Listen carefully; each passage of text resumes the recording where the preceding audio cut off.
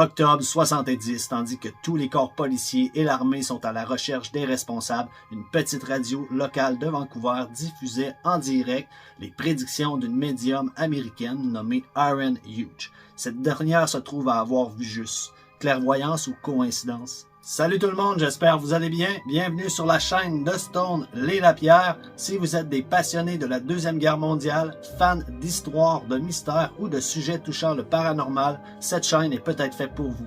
Si c'est le cas, n'hésitez pas et abonnez-vous.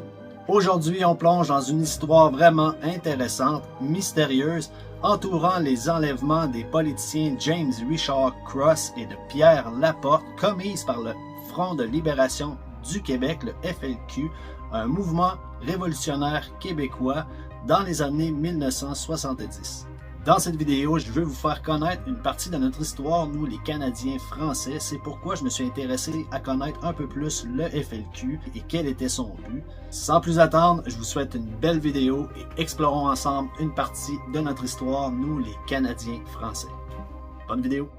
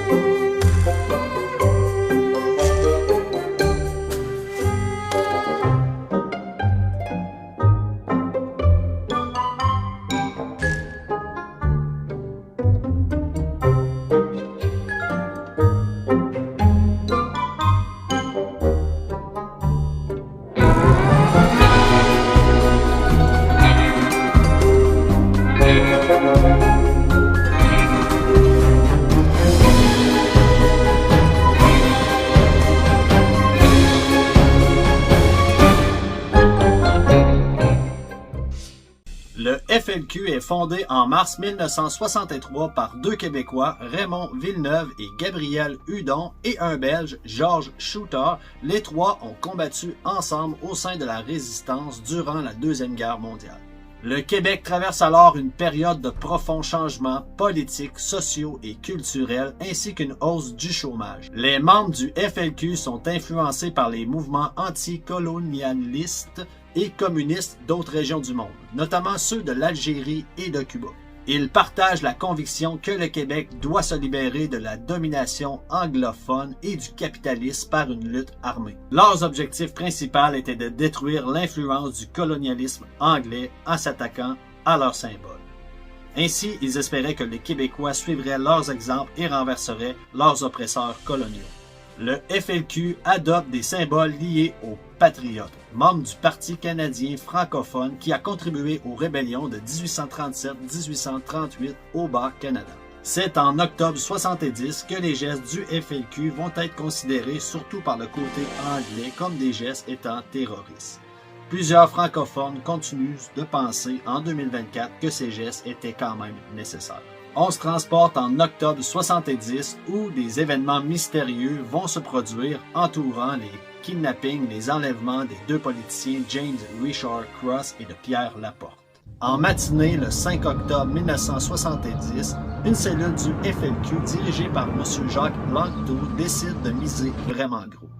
Le FLQ prend la direction de la rue Cresson à bord d'une voiture. Leur mission, kidnapper le diplomate britannique James Richard Cross, alors âgé de 49 ans.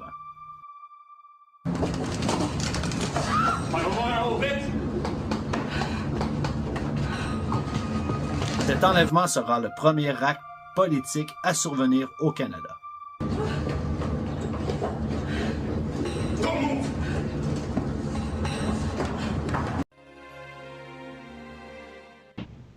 L'attaché commercial du Haut-Commissariat de la Grande-Bretagne à Montréal, James Richard Cross, aurait été enlevé il y a quelques instants de sa demeure par 4 hommes armés qu'on croit être des terroristes du FLQ. Il semble que les hommes se soient présentés à la résidence en voiture-taxi, prétendant vouloir offrir un cadeau à M. Cross. Ce cadeau était en fait une mitraillette et les hommes sont entrés de force dans la maison. M. Cross a été contraint de monter dans la voiture qui est partie aussitôt. On effectue en ce moment des recherches policières intensives en vue de retrouver la victime de cet enlèvement gouvernement et ses ravisseurs. Nous avons reçu de ceux qui ont enlevé M. Cross, l'attaché commercial du gouvernement du Royaume-Uni, un communiqué mettant les autorités en demeure de se conformer dans les 48 heures aux exigences suivantes.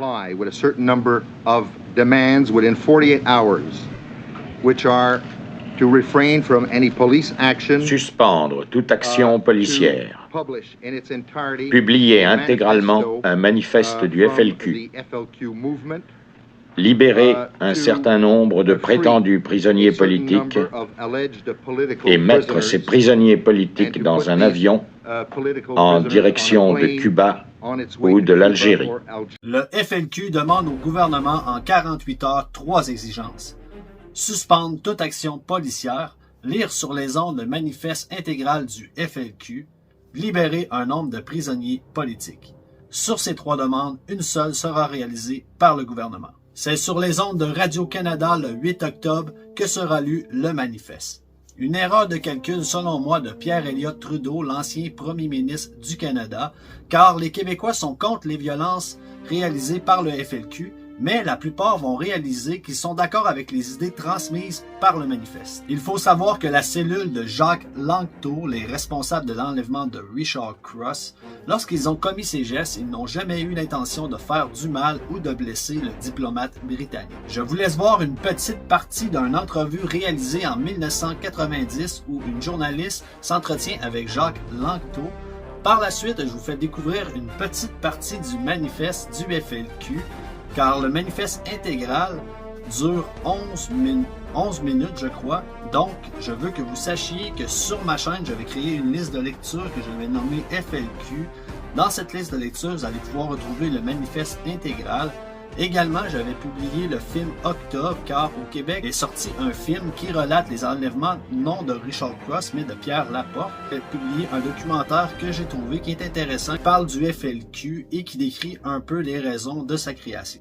Sans plus attendre, une petite partie de l'entrevue avec Jacques Langto, suivi du manifeste de 1970, le 8 octobre, publié sur les ondes de Radio-Canada. Lorsque vous avez décidé d'enlever James Cross, quel était votre objectif premier à ce moment-là? Est-ce que c'était la libération des prisonniers politiques ou c'était vraiment de faire avancer la cause nationale? C'était de faire avancer la cause nationale, puis on se disait à travers ça, on considérait que la situation politique de l'époque, après le coup de la Brinks aux élections d'avril 70, où le Parti québécois avait quand même, pas reculé, mais avait quand même pas pu faire les avancées qu'il avait pu faire. Donc, on calculait qu'une action violente, mais sans effusion de sang, contribuerait à faire avancer la cause. Et en même temps, on voulait beaucoup plus que la diffusion du manifeste, on voulait obtenir la libération des camarades qui étaient en prison. Vous avez dit que c'était d'utiliser la violence, mais sans effusion de sang. Ça, c'était très clair dès le départ? C'est-à-dire que c'était très clair. On s'était dit, on était des gens remplis d'idéaux sociaux, tout ça. On avait lu Arsène Lupin, je compare ça un petit peu, c'était peut-être un peu exagéré, là, mais on voulait, un peu comme les Tupamaros aussi frappaient à ce moment-là en Uruguay, on voulait faire des grands coups de chapeau, c'est-à-dire obtenir des victoires sur le pouvoir pour faire avancer la cause, mais en même temps de façon propre, de façon très habile, très intelligente. Et on voulait agir de façon intelligente et non pas avec des gros sabots. Et on ne voulait pas que personne meure là-dedans. Et je m'en souviens que quand Cross est rentré dans la maison, je pense que les premiers jours, on lui a dit à James Cross, écoutez, il n'y a pas question pour vous qu'on touche un cheveu de votre tête. Premièrement, c'était pour le tranquilliser parce qu'on ne voulait pas qu'il devienne hystérique. Et deuxièmement, parce qu'on ne se sentait pas capable du tout de tuer quelqu'un froidement. Le FLQ voulait un peu une réponse à la violence du système, c'est comme ça qu'il se définissait. Et la police avait tué personne. La police avait, moi j'avais déjà été battu par la police en prison, mais au moins on n'était pas le Brésil, donc il n'y avait pas eu mort d'homme. Donc on ne pouvait pas dépasser, aller plus loin que la répression avait fait. Pour des raisons humanitaires qui apparaissent évidentes par suite des développements des derniers jours, et afin de sauver si possible la vie de l'attaché commercial de Grande-Bretagne, M. James Richard Cross, nous faisons lecture intégrale du manifeste du Front de libération du Québec. Front de libération du Québec. Manifeste. Le Front de libération du Québec n'est pas le Messie, ni un Robin des Bois des temps modernes. C'est un regroupement de travailleurs québécois qui sont décidés à tout mettre en œuvre pour que le peuple du Québec prenne définitivement en main son destin. Le Front de libération du Québec n'est pas un mouvement d'agression, mais la réponse à une agression, celle organisée par la haute finance, par l'entremise des marionnettes des gouvernements fédéral et provincial, le show de la Brinks, le Bill 63, la carte électorale, la taxe dite de progrès social. Nous avons cru un moment qu'il valait la peine de canaliser nos énergies, nos impatiences, comme le dit si bien René Lévesque, dans le Parti québécois. Malgré un certain succès, le Parti québécois réussit beaucoup moins bien que ne le craignait le Canada anglais. Les 24% du vote qu'il obtient ne lui accordent que 6% des sièges. Lévesque, lui, perd son comté. Mais 7 autres deviennent les premiers membres de l'Assemblée nationale, élus sous l'étiquette indépendantiste.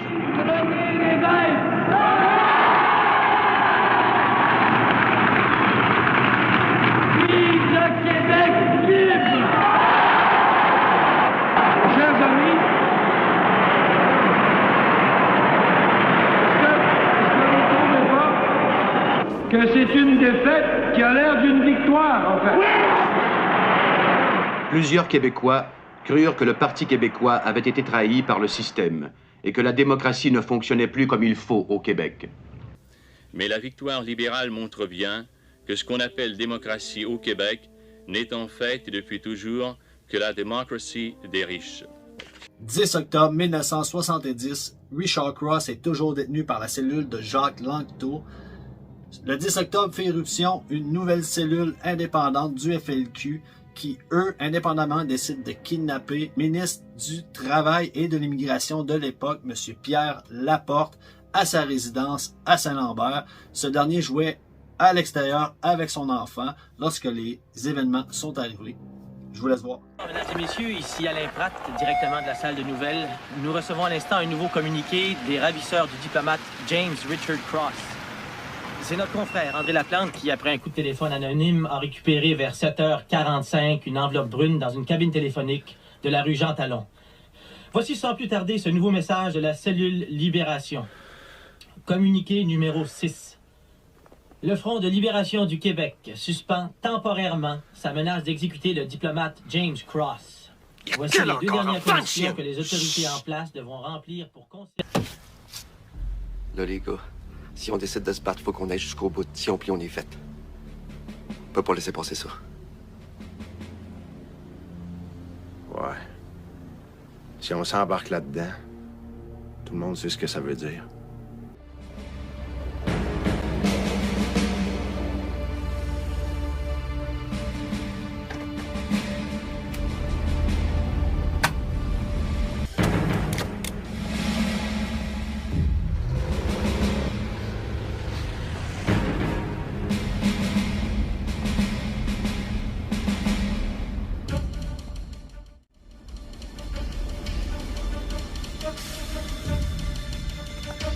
Il est là, dans la rue, c'est lui!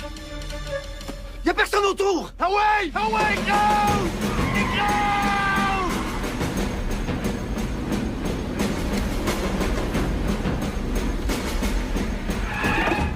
Hey, toi, l'autre bouge! Toi, ta gueule, mais bouge pas! Oui, le sale!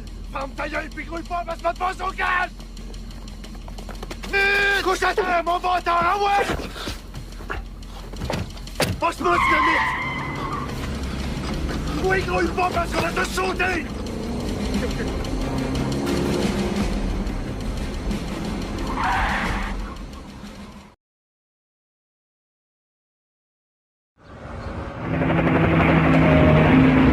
Suite aux enlèvements de Pierre Laporte, la police et l'armée redoublent d'efforts au Québec pour retrouver les 2 otages. On se transporte 4 jours plus tard, le 14 octobre. Pendant ce temps, à l'autre bout du Canada, un journaliste, Robert Cummings, décide de communiquer avec une médium de Chicago qui s'appelle Irene Hughes. Il réalise son entrevue avec la médium à la radio. Il faut savoir que Irene Hughes était très connue des médias car elle avait réussi auparavant à prédire l'incendie des missions Apollo 1 et la crise d'Apollo 13. Nous sommes en contact en direct de Chicago avec la médium Irene Hughes. Bonjour Irene, quelles sont vos impressions à propos de ce qui se passe actuellement au Québec? Pour Cross, j'ai l'impression qu'il n'y aura aucune violence physique. Par contre, pour le deuxième homme, j'en suis moins sûre. Tout cela a commencé le 14 octobre 1970. Il m'a demandé si j'avais des impressions concernant l'enlèvement par des terroristes du FLQ de deux personnalités importantes de la politique. J'ai répondu que oui. Sur les ondes de la radio, la première prédiction qui s'avère exacte concerne la mort de Pierre Laporte. En ce qui concerne Richard Cross, la médium a une toute autre vision. Elle voit qu'il va s'en sortir. Eh bien, le 17 octobre 70, 3 jours après cette prédiction, le corps de Pierre Laporte est retrouvé dans le coffre arrière d'une voiture à l'aéroport de Saint-Hubert. Le gouvernement pourchassera sans relâche les coupables. C'est à partir du 16 octobre que le premier ministre de l'époque, Pierre Elliott Trudeau, instaurera la loi sur les mesures de guerre au Québec. Le Québec était en état de siège. Le lendemain, 17 octobre, dans le coffre arrière d'une voiture, le corps de Pierre Elliott Trudeau est retrouvé. Il a été assassiné par la cellule indépendante du FLQ. Son corps est retrouvé à l'aéroport de Saint-Hubert. Suite à la prédiction qui s'est avérée juste, le journaliste Robert Cummings décide de recommuniquer en ondes avec la médium Aaron Hughes. Je pense qu'il est toujours vivant. J'ai l'impression que si les autorités offraient un montant plus élevé que celui demandé par le FLQ, sa vie pourrait être épargnée. Je leur ai dit ensuite où se trouvaient les terroristes. Dans un édifice en briques à 3 étages, situé à 8 km au nord-ouest du centre-ville.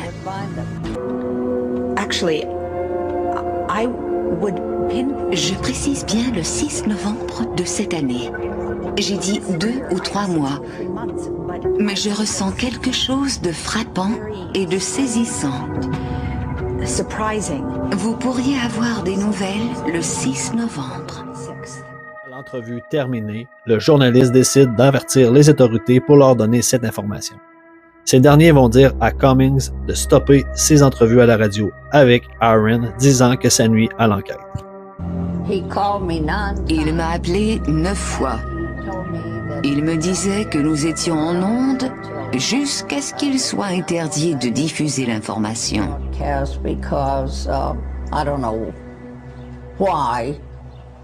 Nous avons eu d'autres conversations au cours desquelles j'ai dévoilé le lieu où se trouvaient les terroristes et quand ils seraient capturés. Parfois, nous ne discutions que quelques minutes. Parfois, c'était plus long. Une fois, nous avons parlé pendant 45 minutes.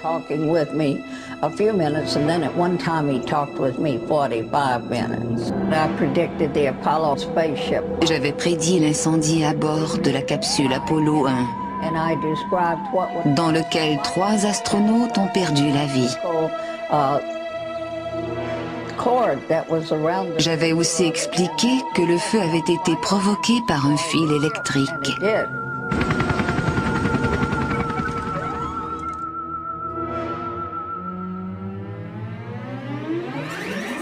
Le 6 novembre, date annoncée par la médium, la police fait une grande percée en arrêtant l'un des responsables de l'enlèvement de Pierre Laporte, M. Bernard Lortie. Pour une deuxième fois, la médium avait vu juste. Coïncidence ou clairvoyance?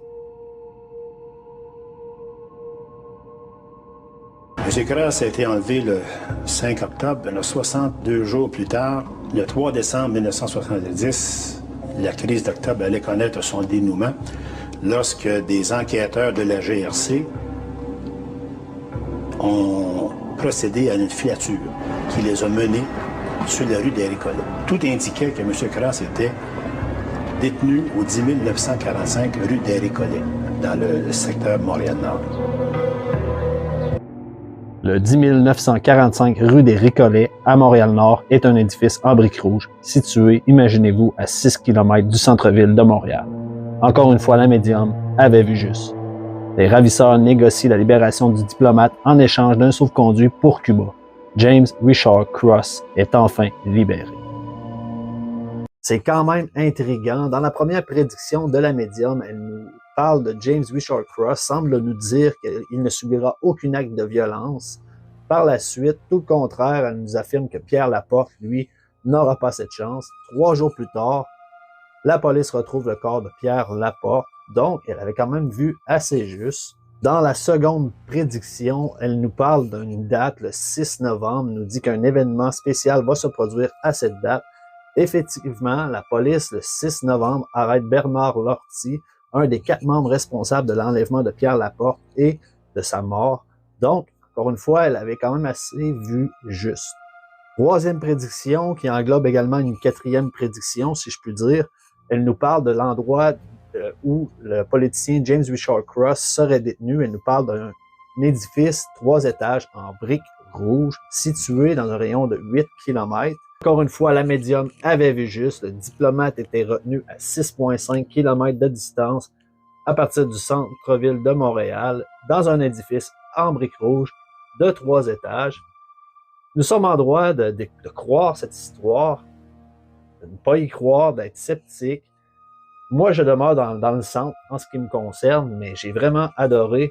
C'est le genre d'histoire que j'adore entendre. Coïncidence, c'est vraiment nice comme histoire, c'est vraiment super. Et si elle avait vraiment vu tous ces événements, c'est aussi fantastique en ce qui me concerne.